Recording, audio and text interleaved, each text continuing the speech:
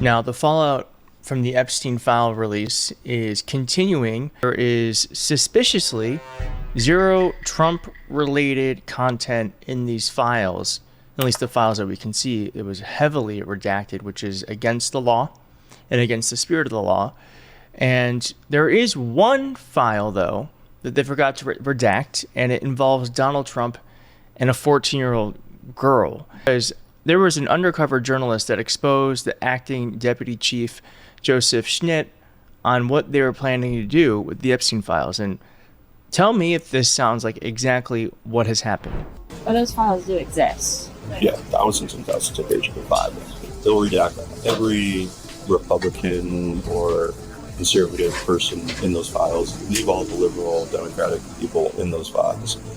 So, I mean, that doesn't get more clear than that.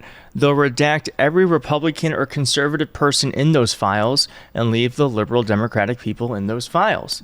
I'm just going to say this. I don't care if it's a liberal, progressive, moderate, Republican, MAGA in those files. Everyone in those files who has done something wrong to children needs to be properly prosecuted and needs to face justice. AOC said this: "Now the cover-up is out in the open. This is far from over. Everyone involved will have to answer for this. Pam Bondi, Kash Patel, whole administration. Protecting a bunch of rapists and pedophiles because they have money, power, and connections.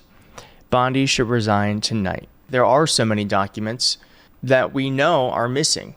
The thing is, the survivors actually know the names of the people on the Epstein list. They're just not allowed to say it. Okay, so this is what they forgot to redact. This is a story from one of the files. During one of Doe's encounters with Epstein, he took her to Mar-a-Lago, where he introduced her to its owner, Donald J. Trump. Introducing 14-year-old Doe to Donald Trump, Epstein elbowed Trump playfully, asking him, referring to Doe, "This is a good one, right?" Ugh.